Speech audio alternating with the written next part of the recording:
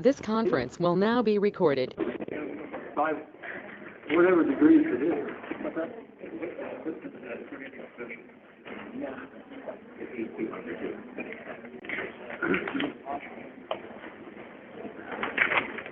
Okay, rock and roll, coochie coo. Here we go. Hi, how are you? I don't know. Hi. You okay? Cold. Gosh dang. How you been? Cold? Well, we got some right here. Another one. Make it short and sweet. All right.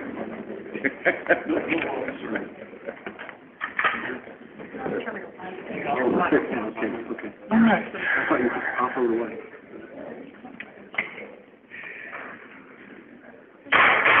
Ladies and gentlemen, I hereby call to order this meeting of the Sedalia City Council.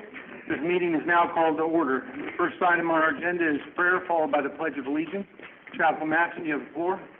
Please stand as able and join me in our invocation. Dear Lord and Father of us all, we come to you tonight to ask your guidance as the City Council of Sedalia, mayor, administrators, staff, and ward members meet to hear about, discuss, and make decisions for the betterment of our city and its peoples. We thank you and thank them for the service they provide, the dedication to our city. We ask your protection for all of our first responders, city, county, state, all who work 24/7 to serve and protect us, often at their own peril. We ask your blessing on the United States of America, our constitutional republic, for which so many thousands have fought and died to create and preserve for nearly 250 years.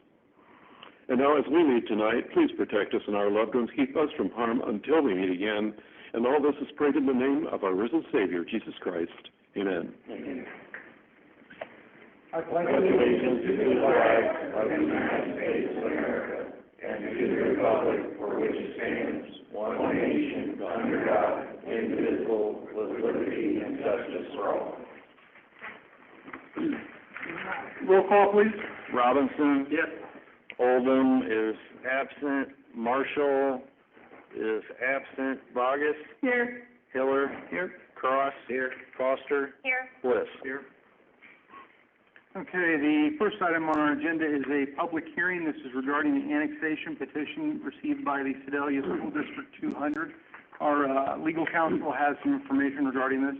Yes, Mr. Mayor. This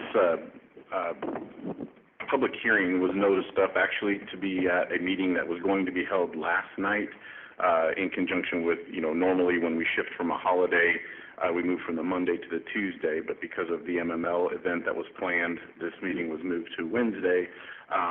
You have to notice up a public hearing for an annexation at least 1 week before the hearing, and at the time the decision was made to move to accommodate that, the publication had already been ordered. So it doesn't work that way to just move a public hearing then to the next meeting. We'll actually need to renotice the public hearing, and so we'll have that at the next one. I think Mr. Myers has already submitted to the newspaper the renewed notice, and we'll have that for the next meeting. All right, very good. So we'll go ahead and slide that to the next meeting. Now we have the approval of the previous session minutes. These are the council meeting minutes dated February 3rd, 2025. Do I have a motion and a second? Motion to approve? Second. I have a motion to approve and a second. Do I have any council discussion regarding those minutes? Having heard none, all those in favor? Aye. Anyone opposed? Motion passes. Now we'll move on to our roll call standing committees. Up first, we have Finance Administration. Chairwoman Bogus, you have the floor. Yes, we have 3 items to present tonight. First presentation will be the calendar year of 24, fiscal year 26, and that will be given by our Assistant City Administrator, Mr. Wright. Thank you. So each year we give a budget overview for the upcoming budget. It's to get everybody ready and warmed up for the budget work session that we're going to have next Monday. So tonight, just a little bit of the preview. Here's an agenda. I'm going to start off with the roadway asset survey and its key findings, its infrastructure priorities. This was the survey that we had spoke about and had done They promised to get me some numbers, so I've got a preview of that. It's not all in yet, but it's important to bring this to the table tonight because it's going to offer up some information and things that we're going to want to look at for budgeting for roads in our next fiscal year. We're also going to review our fiscal year 25 scored items, give you some updates on those projects and where they're at. We're going to talk a little bit about the January work session. I'll give the reviewing of scoring decision-making process so you can see those items and remember what those are because it has been several weeks since we discussed that. Talk about the department budget hearings, budgeting priorities and principles. I'll also look at a little bit of an economic revenue outlook and then talk about wage recommendations. So to start off, like I promised, the roadway asset survey. So if you guys remember, this was a comprehensive evaluation of our road conditions, signage, markings, the overall infrastructure of our road system. So it identifies our maintenance needs, gives us an idea of where we are at in the lifespan of the asset, and also gives us an idea on where we need to make improvements. And it also is going to help us prioritize our investment.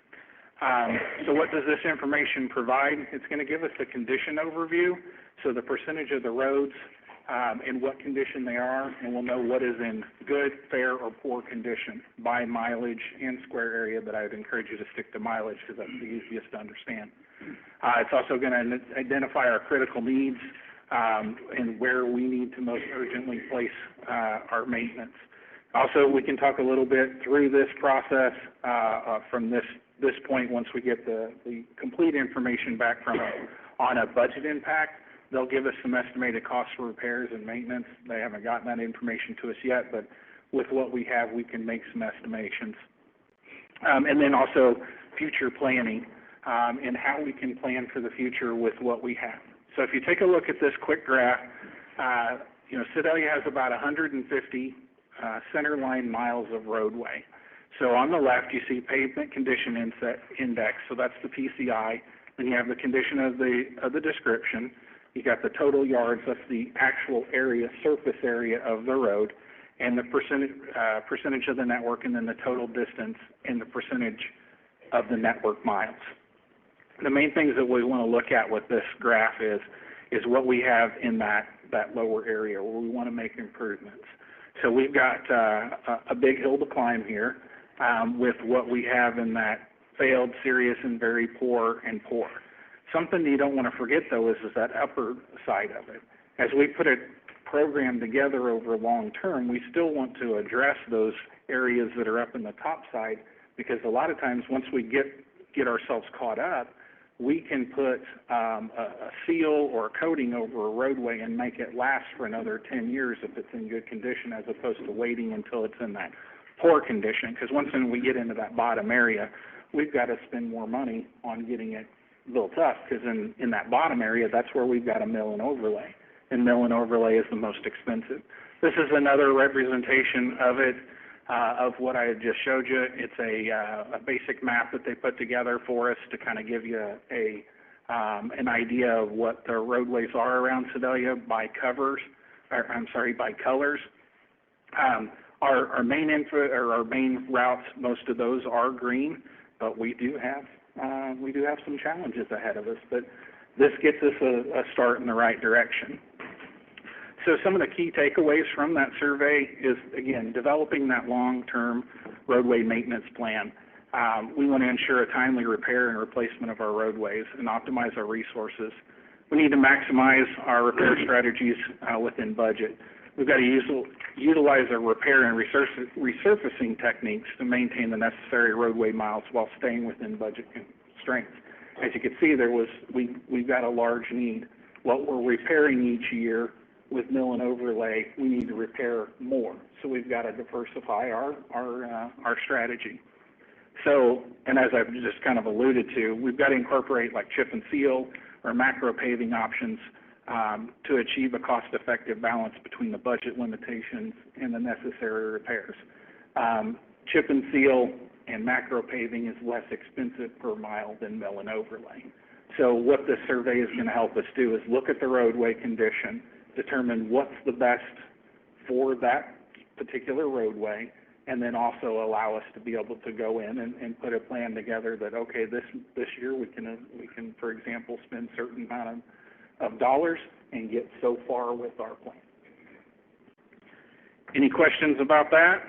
I know that was a fast and quick overview of it, but part of it alludes to one of the decisions, actually a couple of decisions that you'll be faced with next week, is of course how much we want to put in the budget for paving, and one of your other decision items is a piece of paving equipment. So I wanted to get that in tonight so that you have that information when you are faced with those decisions. Can you go into detail regarding the macro paving and what that involves?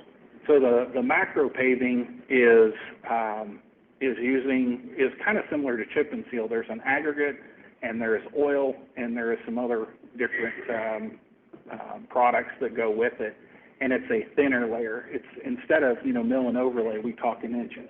Macro paving, we're talking in quarter inch, maybe 3 inch or 3/8 of an inch, that sort of level. So it's like a chip and seal, only it dries faster and you don't have to go and clean it up. So some people call it a slurry seal, but it's similar to that product. So it's going to seal the cracks. It's going to add a layer to the roadway. And depending on the condition of the roadway depends on how much the size of aggregate that we would want to put. So if you had a road, for example, that was in better condition and had cracking, you could put that thinner layer on it, which would be less expensive, get further, but you would seal up those cracks. And the idea is you make that roadway last longer with less dollars. Very good. Thank you. Are we okay as far as equipment is concerned to do this, or are we going to have to buy more equipment to get it done? For macro paving, that is, we would have to purchase more equipment, and that is the item that we'll go over here in a few minutes. That was it was on the score sheet back in January. Thank you. Okay. So what is the purpose of our budget preview? So we want to set the stage for the upcoming work session. And tell the financial story from a little bit higher look. And these are setting the stage for what we're going to talk about next Monday. I know that it's hard to listen to this stuff over hours and hours and hours, and at the budget preview, we are going to have a lot of decisions to make. There's going to be a lot of, if you guys remember, I've taken a term out of my law enforcement days of calling it the decision tree, but we'll have a checklist up that we will click through the boxes like we've done in similar years where it will affect the budget and you can make decisions on those items. There's going to be quite a few items in that decision tree as we go through it. So this is a good time to kind of set the stage for it. And again, there will be tough decisions, but we focus on the dollar spent instead of, and how that produces a service. So if we look at the items, this is the items from fiscal 25. And I'll start off with the general fund, and I apologize the way this works. I have to look at the screen next to me, so it's not as easy to look at things. But if we go back up, this was the decision tree in a sense from last year. And what I've done is that there is the item description out to the left, the amount requested, what was included in the 2025 fiscal year budget, and the check mark indicates that it was included and whether it was completed or not completed. So we moved down to, like, for example, we added 6 employees at the fire department. That was completed. What you see here is that we did not receive that grant funding. Some other things that were completed was the fire lieutenants. We contributed to the police frozen pension. The police recruitment incentives and hiring incentives were also completed. Basically, that was added to the budget, and we continued on with it. We replaced at the cemetery, we had a contract for weed eating, is what this is. In the wages, we included the police step, the police COLA, the fire step, the fire COLA, and then also we had for non-public safety, we had a 3% COLA, and then the merit set aside. The other things that were funded and completed was retail recruitment, the MML summer conference, legislative council, the Legislative Conference for Council, the National League of Cities. We also are still continuing to use Placer ID, or AI, I'm sorry. Again, apologize, I'm looking at this at an angle. And we've got employee promotions, the wellness fair, safety recognition program. We continue with Know Before, which is our training for our employees for making sure that they stay away from the bad clicks on the internet. Hydrant testing repair, our AED replacements, fire scene light poles, several different new hires here. We also added duty codes for medical calls, some uniforms, some ballistic vests. Some things we didn't add was the medical UTV, a digital sign for fire headquarters. We did complete some police SRT training. If you see here, we had add DRE at the police department. We ended up being able to get that completed without any cost. We ended up with basically grant funding and to work that out, so that was a good product. We also had the police license plate recognition system, neighborhood cameras, and software. The shot detection, we've delayed that. That did not end up being implemented in a way that was going to be usable for us. So the chief talked to us about delaying that until they can make some improvements to that equipment. Those are types of examples of when we do this where we've made the decision that it's not the best service for the community with the amount of money we've spent. Police vest grant, police radios. What you see underneath that in the parentheses is that was a grant that they received for that, and that was completed. They did receive that grant for half of it. We also had community development, Main Street Conference, downtown Christmas lights. We did not fund the CBO conference in Colorado. That's why you see it in the parentheses there. Structural engineering, inspections, demolitions of dangerous buildings when needed, neighborhood revitalization seat money, code enforcement vehicle. We didn't fund that. We didn't fund the revitalization seed money. The cemetery backhoe replacement wasn't funded. A mini split was funded. Again, I hate to read to you guys, but you can kind of see these different funds here that were done. Some of the major cost-sharing contracts all of those were completed as normal, minus the, we did not put in the budget in this current fiscal year for the increase to EMA or the Christmas parade. Is there any questions on the general fund and these projects? Council, have any questions? Okay. Transportation fund's a little bit shorter. If you guys look through here, some of the things that were completed is that we've had continued getting CDL permits, licensing, and training for our drivers. The wage increases were also done with the street department, or actually I should say in the transportation fund, which is more than just the street department. And then the pavement management program, that was also funded. That was, we spoke about tonight. Some street lights, tree grinding, safe streets. If you guys remember that, we just finished that up a couple of months ago with the Safe Streets for All grant, and engineering for that, which will make us eligible for hopefully some grants in the future. The tandem dump truck with the snow plow, I'm sure that if it stops snowing, that should come in any time. And then we added an end-up, grade control for the paver. We also had some testing instruments here for our asphalt and signboard. And then if we move down to, we purchased a new skid steer. We ended up delaying a couple of these items here. One of them because we ended up not purchasing the backhoe, and then also the back lot.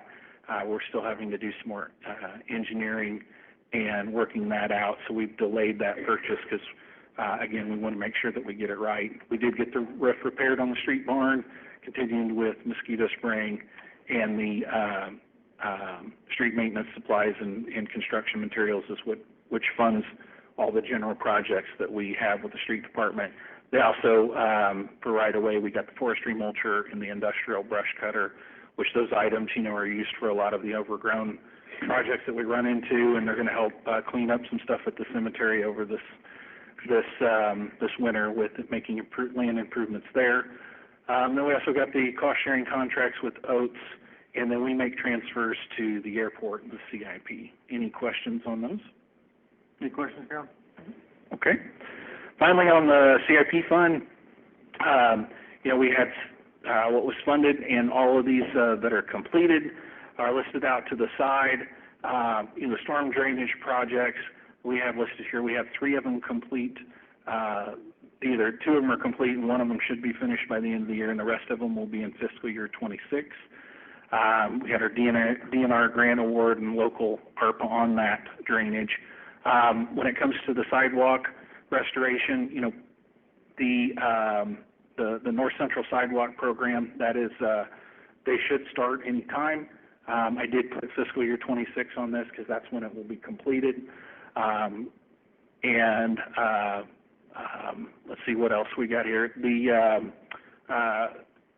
Some of the sidewalk projects, again, that are listed there. Also, the bikeway path, 3rd Street to Katy Depot to Liberty Park. We've moved that to fiscal year 26, and that's grant funded through the Missouri TAP grant, and there is a local match to it. And then we have completed all of the paving projects that were funded last year, with the exception of the Grand Project 20th to 24th. If you guys remember, a couple of council meetings ago, we let that contract, and the water line replacement should be starting here in the next few weeks, so we don't want to pave that until the water line project is over. The 32nd Street and lane additions, that project is currently under delay with MoDOT on some language from the state bill that was done compared to the contract with that. Nothing to do with anything we did. It's just something that they're working out on the state level of whether it's called an interchange or an intersection. Then we've delayed the bridge repair on Parkhurst and focusing on the Washington Street Bridge, and we've also found a much less expensive way of repairing it. And then that was not, these were not funded. And then this gives you your partial funding and your delayed funding on a couple of different projects with the airport that we've discussed with that have moved on to the next fiscal year, where we're waiting on the grants to come through. And then on the fire trucks, we're waiting on delivery on those as well. And then the fire squads are coming in. And then we're also fiscal 26 for all the different projects that we kind of have a couple of different names for around here, but with the aquatics facility, the bowling alley, and the fire training headquarters, and the fire station. And then Liberty Park design, angle parking, we're getting a lot of that actually worked in with one of the stormwater projects. So that is a very, very fast preview of the items that last year were funded and were completed. As you can see, we've gotten most of them done. And if they weren't done, they're they're coming up in fiscal year 26, many of which is, with a lot of the ARPA funding that was out there and SLRF funding, we weren't the only city that received that. And all the cities wanted to do projects, and so all the engineering firms got behind. So the things that we normally could get done and engineered in a few months, we ended up waiting a substantial amount of time. And a lot of our projects, were put on the wait list with other engineering firms, and so we were able to finally get them completed, and that's what a lot of those contracts you saw come through in December were, because we had to have those funds obligated by the end of this calendar year, by the end of the calendar year 24, I mean. So, if there's no questions on that, we'll go on with the presentation. So, reviewing the January work session, so we had each department, gave a presentation in the fall, and they got up here and presented their requests and their priorities, and they outlined those.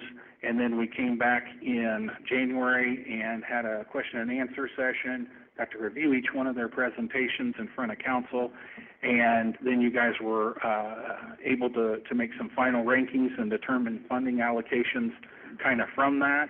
So I'm going to show you what those were to help you remind you. something to think about is as they went through their budget hearings with administration, those rankings were reviewed and discussed and along the way.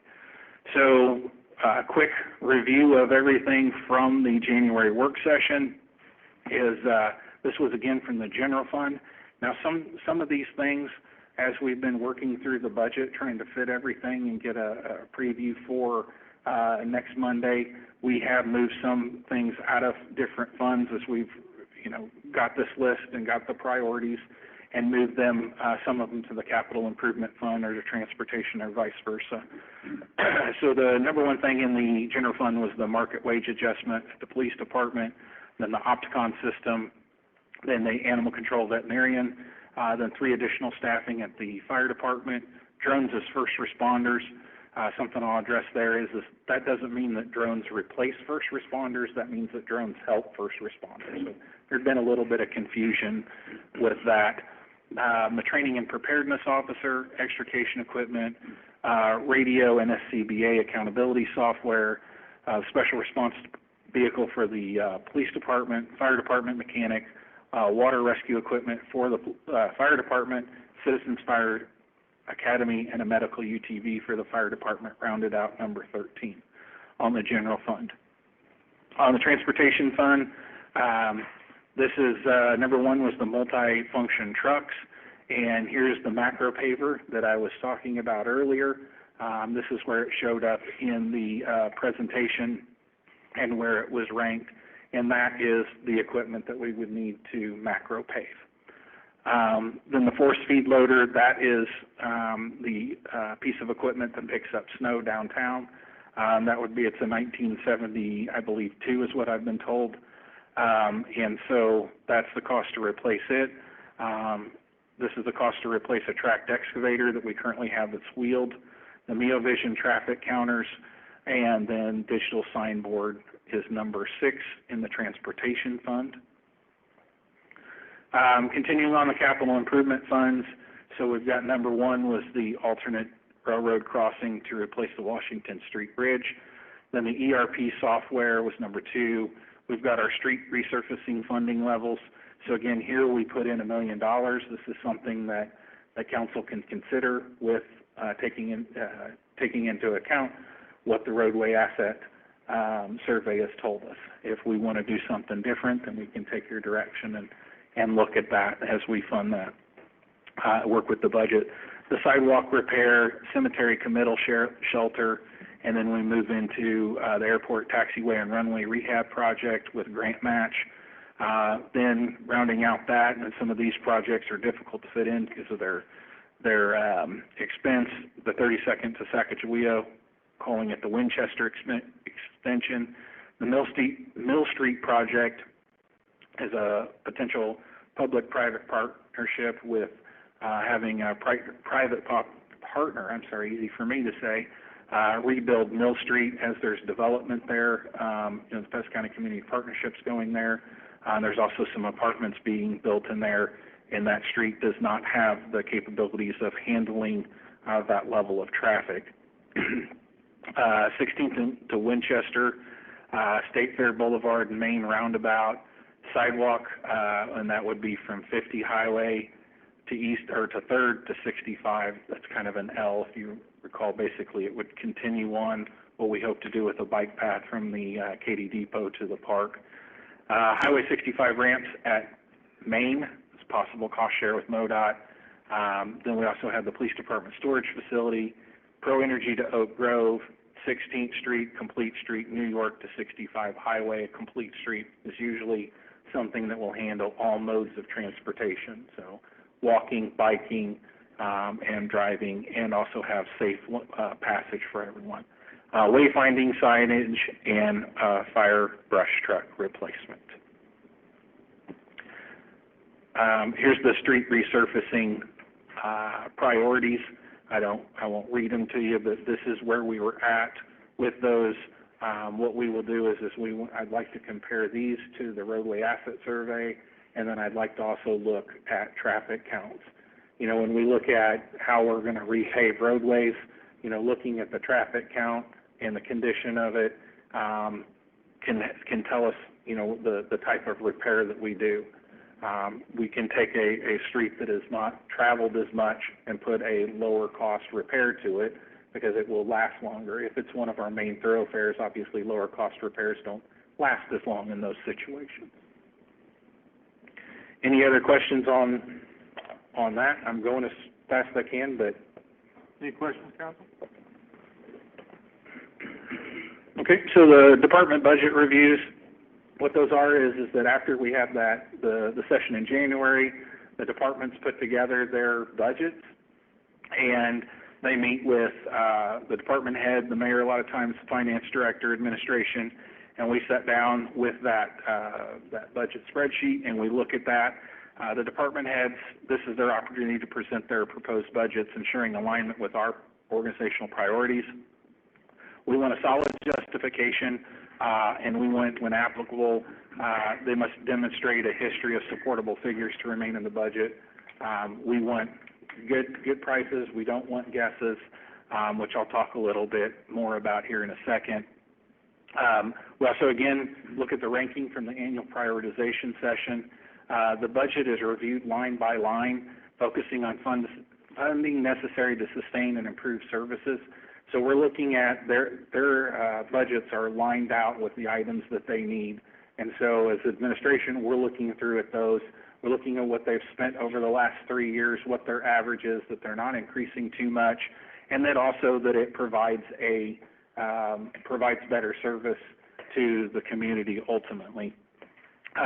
They're good, constructive conversations, and then those items that you see in the decision tree, they come out of these discussions as well. But this is all part of the systematic approach to build the budget. So I'm kind of going through some of the fundamentals tonight, but it's good that everybody then can know that process and see the transparency behind it, and also see how much work and time is put into it. So what is our budgeting values as we look at that?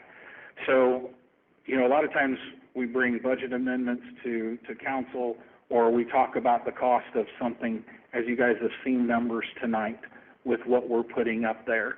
And as that budget gets closer and we design it more, those numbers get more precise. So we determine the best estimate through quotes, engineering costs, and quality research. You know, if we're going to buy a piece of equipment, we talk to the manufacturer, the sales rep, and get the best price. Investigate if there's state contract, federal contract, something to get that price as close as possible. We do not want to budget for worst case scenario or best case scenario. Our goal is to determine a good cost estimate for the budget. So if we constantly budgeted for the worst case scenario, so if we you know, took into consideration what is the worst that can happen with this, with inflation, with tariffs, or something at that level, our overestimation strains the budget. So we have an inflated cost estimate that will consume available funding, leaving no room for our other critical infrastructure projects. So we're going to lose projects because we're not going to be able to do those. I also feel like it's going to risk wasteful spending. You know, if there is an overinflated price in a budget for an item, and that's not really what the budget or the item costs, that is a good way to overspend on the item, either buy something nicer, fancy, or whatever. Let's focus on what exactly the item or the project is and what is our best estimate with it. An overly high estimate limits the ability to adapt to unforeseen needs or opportunities, making it harder to allocate funds where they're needed most. What happens if we budget for best case scenario? So if we think that we're going to get the deal of the day or double coupon day, a low estimate may initially allow for more items, but it fails to reflect the actual cost. We will risk our budget overruns when real expenses surpass that optimistic estimate, leading us to financial strain. Overruns force budget cuts. They're going to slow our progress. They're going to drain our financial reserves and limit our future flexibility. I'll say it a couple of times tonight. You know, council has been good about keeping a reserve fund, which allows us to be flexible when there's downturns, allows us to be flexible when a project costs more. So The best estimate for a sustainable budget, a well-structured budget is essential for maintaining our financial responsibility and long-term financial health. It's by aligning our financial planning with city priorities, resources are directed towards the most critical areas, preventing an overestimation of revenue or underestimation of costs and ensuring our smoother operations. Our accurate cost estimates further enhance data-driven decision-making, allowing for a strategic resource allocation and minimizing unexpected shortfalls. This approach ensures that we not only financially viable projects move forward, but while prioritizing essential services and infrastructure needs. A strong budget also balances projected revenue with expenditures while maintaining healthy reserves, which act as our financial safety net for unforeseen expenses or economic downturns. Again, these are our reserves, are our stability. With too much reserves, then we're not able to provide the services, and that's a potential of decreasing services. Instead, we want to find that delicate balance between those. Our budget amendments presented to Council reinforce accountability and responsible spending. The Council plays a vital role in establishing and maintaining that strong fund balance through disciplined budgeting. The financial buffer allows the city to absorb cost overruns without cutting essential services while also supporting long-term capital investment without compromising financial stability. And by presenting these budget amendments during Council, you guys know when the project costs more, and we're more transparent with when that project cost changes. So what is the economic outlook, and what do we look at? So when we go to the budget, we'll talk here in just a few seconds about what we plan as a potential growth or what we're projecting as a potential growth. So what do we look at that? I make a joke sometimes that I need a magic 8-ball or a roll of dice to get it, considering some of the things that affect it. But in reality, we do look at legitimate sources and legitimate things. So we look at the real gross domestic product on a national and state level, also the consumer price index on a national and state level. We also look at local growth. Sedalia has outperformed the state and a lot of national levels consistently over the last several years, which is an attribute to the great community that we live in and how it is growing at a different rate and a more positive rate. We also look at historical local revenue trends, which I'll put up here in a second. So we're going to look at all four of those things, amongst other things, but those are the major sources that we look at. So what is the real GDP? It measures the total values of goods and services produced. It's adjusted for inflation, and it's a good, accurate picture of an economic growth more than nominal GDP. The economic growth has a direct impact on tax revenue.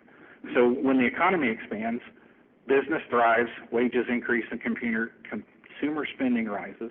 As a result, government collects more revenue from income taxes, sales tax, corporate taxes, allowing for greater investment in public services without the need to raise taxes. However, when we have the downturn, the same things happen. During recessions, job losses and decreased consumer spending lead to lower tax revenue, which can force governments to make difficult decisions, such as cutting spending or even borrowing to cover budget deficits, which obviously, again, another example of the importance of keeping reserves and keeping a healthy fund balance. If you guys, Council remembers, our financial policy is keeping our general fund balance between 35, I believe, and 70%, 30, somewhere along in there.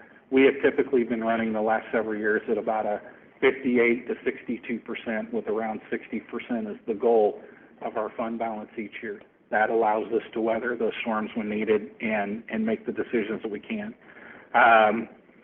I threw in a couple of examples. In 2008, we had the financial crisis. That was a sharp decline in the GDP that led to reduced tax revenue and increased government debt. We also had then, after the pandemic, we had an increase in the GDP as we came out of that trend. Because this connection, we closely monitor the GDP trends when making financial decisions. Forecasting tax revenue helps us plan investments in an infrastructure, public safety, and other essential services. Basically, understanding the relationship between economic growth and tax revenue is essential for ensuring long-term financial stability, and responsible governance. Any questions so far? Any questions, Council? So national and state growth, also we look at the Consumer Price Index. It plays a critical role in government budgets and tax revenue. When CPI rises, the cost of public services, including fuel, wages, and infrastructure projects also rise. The tax revenue does not grow at the same pace. We face budget shortfalls requiring difficult financial decisions. I had to throw this in there. I'm a child of the 70s, so if you guys remember the significance during the 70s with the high inflation, interest rates took a huge rate or a huge increase, and it lasted in the 80s. I mean, that was where my dad taught me about interest rates, and if you look back at now what happened with those and how it affected the economy. More recently, we've also seen inflation spikes in 21 and 22, which increased across the board increased our costs across the board from everything from road maintenance to all our public safety budgets. It's important to understand the CPI's influence on tax revenue and government spending to allow, again, responsible financial planning and long-term stability. I put a couple of just little simple statements in here. I didn't want to read you the slides. So where does our revenue come from? This is a brief graph of where it came from in our current fiscal year. Now this is going to change each year because some of these things are fluid. Actually, all of them are fluid, but our local tax is only about 33% of that. That's sales and use tax. Then we have service charges. Our grant revenue, again, that can fluctuate from year to year. And our other revenue sources like donations, interest, and loan proceeds. Obviously, in the years that we have where we loan money for large projects, this is going to take a bigger chunk of the budget up. Still on a little bit of Jessica's thunder. I won't put it up here too long. She's going to review it, but this is the historical tax revenue trends. The important thing to look at here is the long-term growth of our sales tax revenue and how it is grown. It does grow at a higher rate than our property taxes and franchise tax. Those tend to stay flatter as we go forward. Much has a lot of dependence on how property tax is figured and collected. So, what are the sales tax and use projections? So if we're looking at everything with the real GDP and CPI are essential tools for predicting tax revenue. Missouri's economy follows national trends but has unique local factors. We've seen it, again, as I was researching through this, it's falling behind Sedalia, which is not necessarily good. It's great for Sedalia that we are outperforming, though. But again, it's hard to figure Missouri because Missouri is vast from major metropolitan to rural areas, so those numbers are a little bit deceiving. A well-structured budget relies on accurate data to ensure financial stability and prevent unnecessary cuts or excessive spending. Inflation directly affects both tax revenue and government costs, including rising wages and supply expenses for infrastructure projects. So through the data-driven approach, we can better anticipate these challenges and make informed financial decisions. A strategic budget helps us ensure that critical services remain funded, even in uncertain economic conditions. This figure, with our 4% sales tax revenue growth estimate, balances optimism and realism, considering factors like moderate inflation, economic expansion, consumer spending trends. Overly aggressive projections could lead to budget shortfalls. If you figure some of these in, you could get a higher number than the 4% on sales tax. I'm not comfortable going beyond that, because I am worried about being overly aggressive. By comparing past revenue trends and economic forecasts, a 4% growth estimate provides the responsible and sustainable middle ground for financial planning. But that is just sales tax, use tax. We're looking more at 2% for our property tax growth and other taxes. So some of I wanted to talk a little bit, just real briefly in a couple of slides about service charges. The challenge of service charges. So these are like our essential service charges like water, sewer, and solid waste management. They're designed to be self-sustaining through service fees. However, as costs continue to rise, current fees are not keeping pace, and they're creating financial strain on these services. We've talked about inflation tonight as being a factor in things, and we've seen how much the cost of everything is going up. So our service fees, they're not following the same pace. So we've got aging infrastructure that requires continuous repairs and upgrades that are demanding increased funding. Higher maintenance costs also play a role as equipment, such as like we saw with the garbage trucks, of how much those, even the cost between when we bought the first two and the last one, how much the cost had risen. When these service fields fail to cover the rising costs, the city must use money from the general fund to fill the gap. This diverts funding away from other essential areas like public safety, infrastructure improvements, and community services. So the tax dollars that could be allocated for those end up being allocated for our, what we refer to a lot of times as our enterprise funds. So to ensure long-term financial stability, periodic rate adjustments are necessary so these services can remain self-sufficient without relying on the general fund. Additionally, we can benchmark against similar cities to help estimate fair and competitive rates, ensuring that services are funded appropriately while maintaining that fiscal responsibility.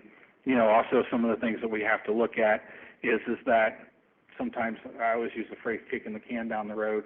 The more we kick the can down the road, the more expensive a lot of times it gets, and then the higher the rate hikes have to be. So it's better to look at service charges as a slow and steady process. So why are these adjustments to service charges as needed? To maintain financial stability, to keep up with cost, and also be a fair and sustainable approach, ensuring that those who use the services contribute appropriately to their upkeep. We've talked a little bit about using use-based in the trash, so it's volume-based, so it's how much you use as opposed to the person that uses a little paying more for the person that is actually using the majority of the service. So making sure that those rates are fair. Again, deferred maintenance and service reductions are what end up happening when we come up short. We have to reduce the service. So we have to determine sometimes what level of service do we want to provide and determine that cost and have the rates appropriate. So sometimes those are all very tough decisions. So move on to wages. Where do we go from here from wages? So obviously investing in personnel is one of the most significant financial commitments the city makes. It is, the next slide it's actually an older pie chart, but it has, that about 76% or so of our budget in the general fund is to our salaries, benefits, and pensions. They're a substantial portion of the budget, as competitive wages are necessary to attract and retain our skilled employees. Additionally, rising costs for health care, our retirement plans, and training have a long-term financial planning. They make it critical to balance sustainability with the need for a strong workforce. This does pay off in multiple ways because well-trained and motivated employees enhance our efficiency, reduce turnover, and improve service delivery. A committed workforce ensures better public safety, infrastructure maintenance, and community services. We ultimately do save money as we retain our employees. So this gives again, this is 2024. It was a little bit older of a graph, but you could see then, and we continue to increase our personnel expenses. And of our personnel expenses, the majority of those in the general fund are within public safety, because they do make up the majority of those expenses. So when we look at predicting what we should do for wages, now Missouri's minimum wage has continued to rise with the following of the voter-approved legislation aimed at gradually increasing our earnings for workers. Wages are significantly higher than the federal rate. In Missouri, the minimum wage, it exceeds that of many of our neighboring states. For workers, higher wages means improved quality of life and increased consumer spending, which can benefit the local economy. However, for employers, rising labor costs may lead to higher prices, increased automation, or reduced hiring to maintain profitability. In our case, it's not necessarily profitability, it's making the budget. But from a tax revenue perspective, higher wages result in increased income tax collections, but potential job losses could offset the gains. So several factors are driving wage growth across the country. We all know that inflation is driving wages across the country. We also know that the job market had been to the point of where there was 2 jobs for every worker. So a lot of companies and places were playing the wage game of paying more. So that has started to tighten, but these pressures and shortages, they still make it necessary to attract and retain our employees. We do, a lot of times when these increases happen, people are expecting more productivity from their folks. But a balanced approach is essential to ensure sustainable wage growth. We need to remain competitive without excessive financial strain, while workers require a fair wage to keep pace with inflation. So I'll say all that, it's a very tough decision, and it's very, very difficult to try and figure out where we go from here because of the budget. So last year we transitioned to a blended COLA and merit system. We got away from excluding public safety, which is police and fire. We transitioned to that system. It allowed department heads to manage merit increases effectively, provided flexibility while maintaining budget control. So what we're looking at is last year we had a larger percentage on COLA and a lesser percentage on merit. And this year we're kind of moving towards, I shouldn't say kind of, we are moving towards there's a larger portion of the merit than the COLA. Right now we're looking at that would be an overall 3% to wage increase, with 2% of it being merit-based. You know, when we come into next week, we can look at adding to that if you're interested in that. It's just we've got to figure out where to get that extra, for example, percent. Again, difficult decision. As we go through it, any questions so far? Any questions, council? You're saying this year we're looking at a 1% COLA? Yes, and a 2% Merit? merit is what we're looking at. Okay. And we could look at, again, that's something as if council's interested, we can try to work with, I guess in a sense, it may affect some And other we've been portions. doing merit for 1 year, Yes. so I want to hear at some point how that's really gone. And How merit's been determined. so we have a Have people evaluation. really been retained because of it? That type of thing. That is a little bit difficult to I put get a it. figure to. There is a evaluation process. So the evaluation is what is completed to determine the merit standardized evaluation. Okay. So finally, the part you guys have probably all been waiting for me to get over with this, but I brought a slide back from my first presentation because I think it really is what budgeting is. It's embracing challenges and inspiring progress. I mean, that's what everything is about a budget. It's not just, you know, in a sense, payroll. It's what service we're providing to the community and how we can improve. So every community faces challenges, and ours is no exception. These challenges test us, they push us, and present opportunities for growth. It's easy to focus on differences and these tough decisions ahead, but tonight, let's shift our focus to what unites us, which is the shared potential to overcome, improve, and build something remarkable together. I tend to focus, just to be honest, I have to focus on the tough decisions, and I have to remind myself of this is that's a challenge, but what's important is to allocate the resources wisely to support essential service and invest in our city's future. Together, let's build a budget that sustains progress, fosters economic resilience, and strengthens our community. And that's all I have. If there's any questions? Any questions, council? Can you go into, on the Parkhurst project, can you go into the cheaper alternative that you found for that? On which was it? The Parkhurst project? Parkhurst? Parkhurst, the bridge project? Of repairing it in-house with our concrete crew. They believe that they can pour the concrete and do it as opposed to going in and rehabbing the bridge with a contractor. Would that contribute to substantial savings on that? Yes. Any other questions? Okay. Our second presentation tonight is the financial update by Ms. Jessica.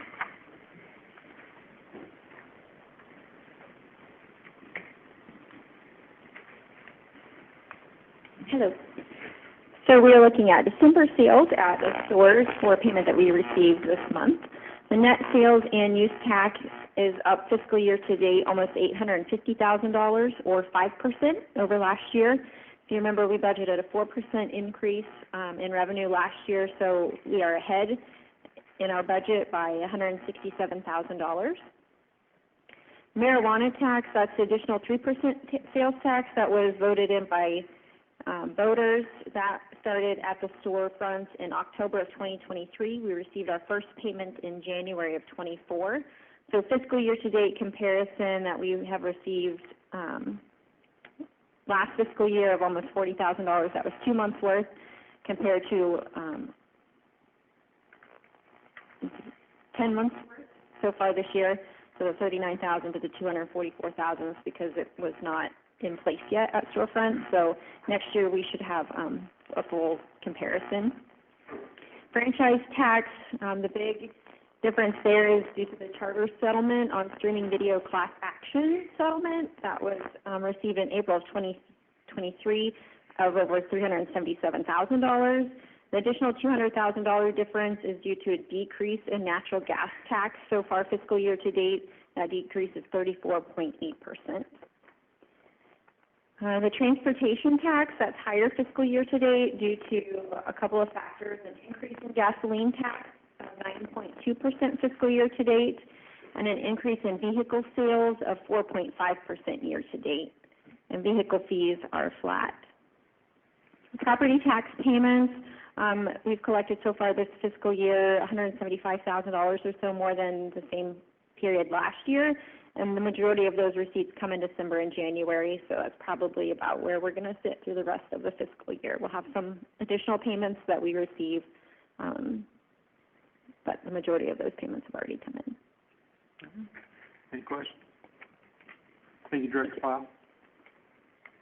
And our final item is the Finance Department is requesting approval for the disposal of records that have met or exceeded the minimum retention periods outlined in the Missouri Municipal Government Records Retention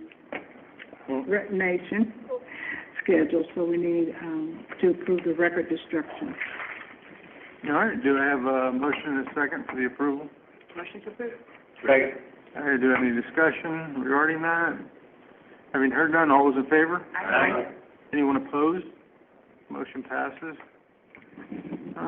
Thank you, Chairwoman Boggs. Next, we have Public Works. Chairman Hiller, you have the floor. I got one item tonight. We need to vote on an ordinance. For the past few years, the big bikers across Missouri on the Katy event has included today as one of the overnight stops.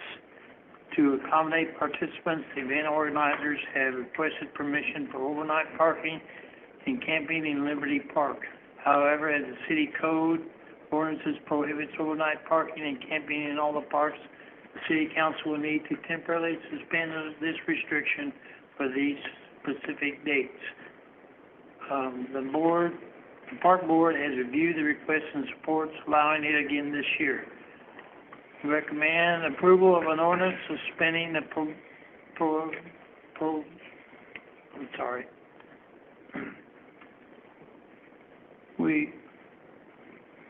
Staff recommends approval of this ordinance suspending the prohibition of overnight parking and camping in Liberty Park exclusively for the BAM, the Katy participants, June 2nd, 2025 and October 6th, 2025.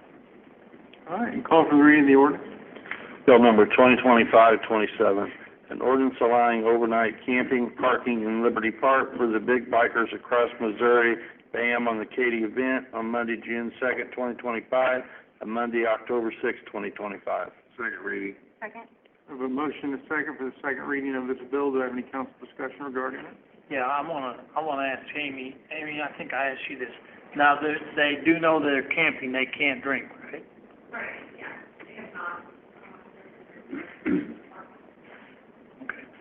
Okay. Very good. Anyone else? Having heard none, all those in favor? Aye. Anyone opposed? Motion passes. Bill number 2025-27, an ordinance allowing overnight camping, parking in Liberty Park for the Big Bikers Across Missouri BAM on the Katy event on Monday, June 2nd, 2025, and Monday, October 6th, 2025. Motion approved. Second reading. A motion to approve and a second. Do you have any council discussion regarding that? Having heard none, roll call, please. Bogus, Yes. Hiller, Yes. Cross, Yes. Foster, Yes. Bliss, Yes. Robinson, Yes. Oldham is absent, and Marshall. Yes. You have 7 yes, 1 absent. Okay, thank you, Chairman Hiller. Now we have, community development. Chairwoman Foster, you have the floor. Thank you. I have 3 items this evening. First, on February 5th, 2025, the Planning and Zoning Commission reviewed and approved 3 requests concerning zoning and subdivision development. Each request was evaluated for compliance with city planning guidelines, land use compatibility, and community impact. Below, I will be reading a brief synopsis of each approved request.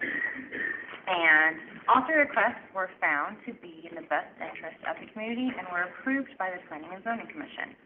The first request was submitted by WK Realty for the zoning of 2 vacant lots located on the south side of Irene Circle. The applicant sought to change the zoning from R3 multifamily residential to M1 light industrial to allow for garage storage and parking to support an adjacent automobile dealership. The request was deemed compatible with surrounding land uses, particularly as a neighboring property to the south is already zoned M1 and used for similar purposes. The rezoning aligns with the city's comprehensive plan, which supports mixed-use development in the area. Okay, we'll go ahead and start with the first one. Call for the reading of the ordinance granting the zoning change from R3 to M1. Bill number 2025-28, an ordinance granting a change in zoning classification from R3 multifamily residential to M1 light industrial on certain property located on Irene Circle in the city of Sedalia, Missouri, in accordance with Chapter 64 of the City Code of the city of Sedalia, Missouri. Second reading? Second. A motion and a second for the second reading of this bill. Do I have any council discussion regarding it? Having heard none, all those in favor? Aye. Anyone opposed? Motion passes. Bill number 2025-28, an ordinance granting a change in zoning classification from R3 multifamily residential to M1 light industrial on certain property located on the Irene Circle in the city of Sedalia, Missouri, in accordance with Chapter 64 of the City Code of the city of Sedalia, Missouri. Final passage? Second. A motion and a second for the final passage of this bill. Do I have any council discussion regarding it? Having heard none, roll call, please. Hiller, Yeah. Cross, Yes. Foster, Yes. Bliss, Yes. Robinson, Yes. Oldham is absent, Marshall, Yes. Bogus. Yes. 7 yes, 1 absent. Bill passes. The second request, submitted by Holland Holding Company LLC, sought to rezone a 2.15-acre vacant property at 521 East 3rd Street from M2 heavy industrial to M1 light industrial. The change will align the property more closely with surrounding land uses and reduce the intensity of potential future developments. The rezoning also supports the City of Sedalia's comprehensive plan, which envisions mixed-use development in this area, including residential, commercial, and retail space. Okay. We'll go ahead and call for the reading of the ordinance granting the zoning change from M2 to M1, and this is for the property located at 521 East 3rd. Bill number 2025-29, an ordinance granting a change in zoning classification from M2 heavy industrial to M1 light industrial on certain property located at 521 East 3rd in the city of Sedalia, Missouri, in accordance with Chapter 64 of the City Code of the city of Sedalia, Missouri. Second reading? Second. We have a motion and a second for the second reading of this bill. Do I have any council discussion regarding it? Having heard none, all those in favor? Aye. Anyone opposed? Motion passes. Bill number 2025-29, an ordinance granting a change in zoning classification from M2 heavy industrial to M1 light industrial on certain property located at 521 East 3rd in the city of Sedalia, Missouri, in accordance with Chapter 64 of the City Code of the city of Sedalia, Missouri. Final passage? Second. I have a motion and a second for the final passage of this bill. Do I have any council discussion regarding it? Having heard none, roll call, please. Cross, Yes. Foster, Yes. Bliss, Yes. Robinson, Yes. Oldham is absent, Marshall, Yes. Bogus, Yes. Hiller. Yes. 7 yes, 1 absent. All right, bill passes. The third request, presented by Mary Kay Baird, MD, LLC, involves the approval of the preliminary and final plat for the Leahona West subdivision at 3605 West 12th Street. The proposed development consists of 16 lots and 32 residential living units on a 4.5-acre parcel zoned R3 apartment house. City staff reviewed the plat and found no deficiencies, recommending approval. The development is expected to contribute to the city's housing stock while maintaining consistency with zoning regulations. All right, call for the reading of the ordinance approving the final plat for the Leahona West subdivision. Bill number 2025-30, an ordinance approving the final plat for Leahona West subdivision in addition to the city of Sedalia, Pettis County, Missouri, on certain property located at 3605 West 12th Street in the city of Sedalia, Missouri. Second reading? Second. A motion and a second for the second reading of this bill. Do I have any council discussion regarding it? Having heard none, all those in favor? Aye. Anyone opposed? Motion passes. Bill number 2025-30, an ordinance approving the final plat for Leahona West subdivision in addition to the city of Sedalia, Pettis County, Missouri, on certain property located at 3605 West 12th Street in the city of Sedalia, Missouri. Final passage? Second. I have a motion and a second for the final passage of this bill. Do I have any council discussion regarding it? Having heard none, roll call, please. Foster, Yes. Bliss, Yes. Robinson, Yes. Oldham is absent, Marshall, Yes. Bogus, Yes. Hiller, Yes. Cross. Yes. 7 yes, 1 absent. All right, thank you, Chairwoman Foster. Thank you. Before we move on to other business, I'm gonna invite up, Chief Irwin. He has an announcement he needs to make. Chief Irwin, you have the floor. Mayor, members of the council, I apologize for the interruption. As you guys are aware, we had a fire Sunday night into Monday morning where we were able to rescue a woman from that house. Unfortunately, I was just notified that she has passed away.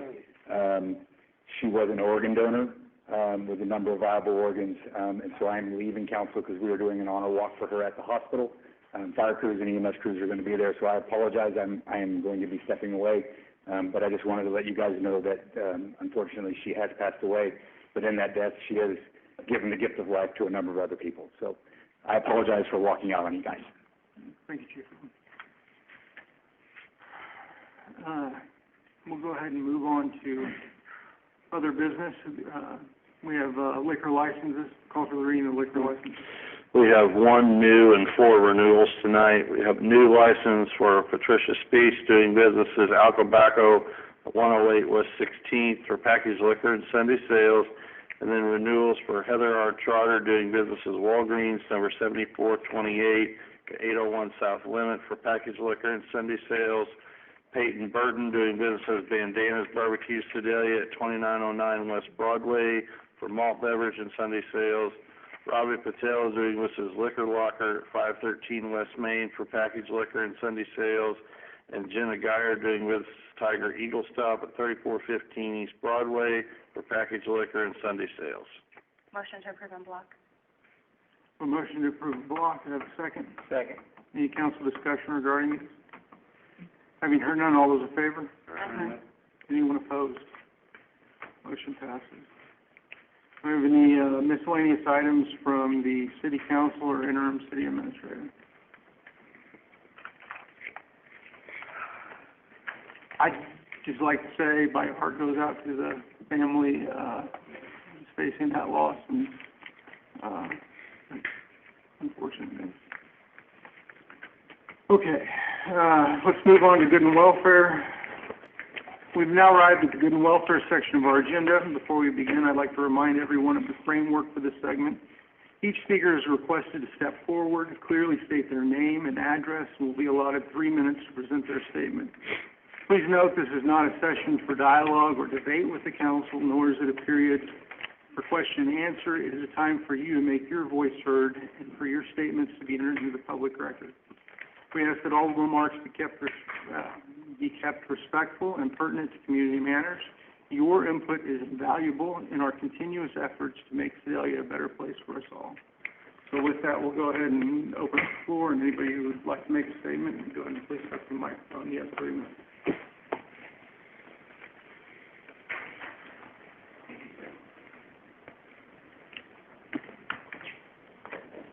Harry Hofer, 1408 South Barrett. Got to give you guys kudos. I don't know how it happened. I lived on 1408 South Barrett for 22 years. It's the best that street's ever looked. I think what you all did, maybe putting the posters out, getting the police involved, and actually utilizing the snow route and actually enforcing it, had people getting the vehicles out of the way. Snow plows were down through them. They were on it. They did a great job. So it's good to see that that's getting taken care of. I mean, it was outstanding on you guys. Had a question about the graphs and the amounts and the dollar figures. Is there a way that like anybody can get those? Like what you've spent on your budget and stuff and what you're asking for, is there a way to get copies of those when we come in here so we can look at that and see where that's going? I mean, I think that would be a vital transparency portion to whether they were put in the paper, whether they were put on Facebook, whether they do that. You know, the whole idea is to be transparent. I just think that would be, people might want to know where the money's going because it's showing on those forms that it went here and it's completed or it's held off. So I'm just trying to, a little more transparency, and I think showing it up here was a good thing. So, thank you. Thanks. Anyone else?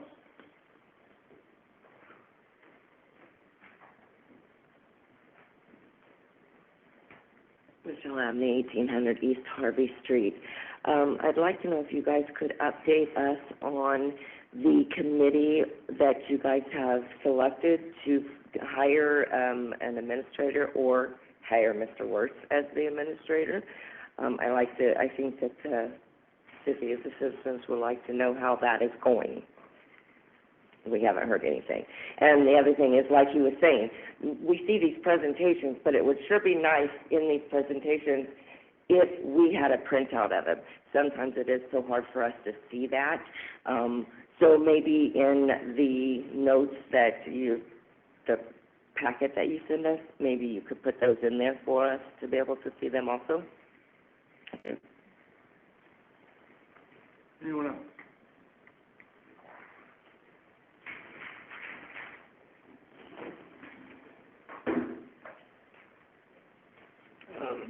Kevin Legion, 408 West 22nd Street. I just want to make sure I'm not guilty of misinformation or not knowing a process. So if I say anything incorrect, please let me know, because I'm just trying to get some details that I haven't been able to find publicly. One thing, the city's lawsuit against the county, from what I saw in Missouri CaseNet, it looked like the motion to appeal missed its deadline. So I have not heard anything what's going on with this case, which has been of a material matter to this community. So if any sort of update can be given what's going on with that litigation, I think that would be helpful. Let's see. And then I did come across a couple of sunshine requests from 2023. One where all of the candidate filings, I believe, were requested. And then another one where everybody who received an email from the city, all of their email addresses were provided. So if it could be more prominent that if people are asked to be added to the distribution list, that they're aware that that could be submitted via public records, I think that would just let people know. Again, some others might get that email address and might use it for different reasons. So those are really the key things I wanted to mention tonight. Thank you. Anyone else?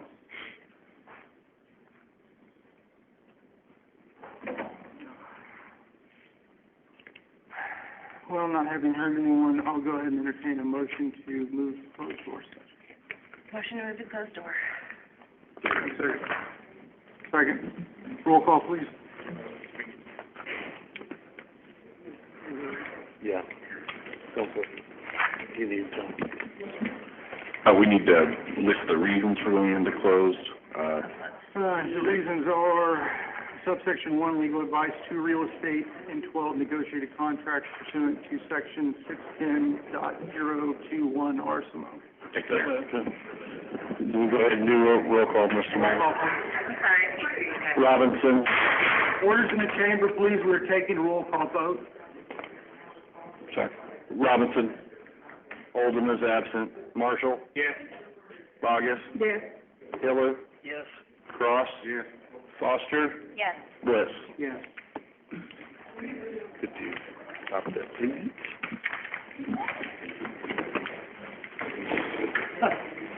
Hey, Chris.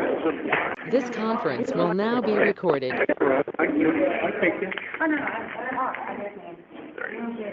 Well, 65 is closed. They closed part of it, yeah?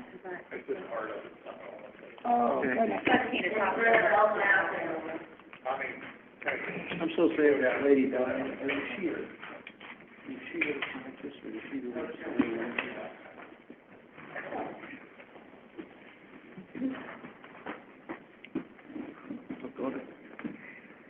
Okay, do you have a motion and a second to return to the open meeting? Motion? A motion and a second, roll call, please. Robinson. Yes. Oldham's absent. Marshall. Yes. Bogus. Yes. Hiller. Yeah. Cross. Yes. Foster. Yes. Bliss. Yep. Okay, do you have a motion and a second to adjourn the open meeting? Motion to adjourn. Second. Motion to adjourn is second. All those in favor? Aye. Anyone opposed? Meeting adjourned.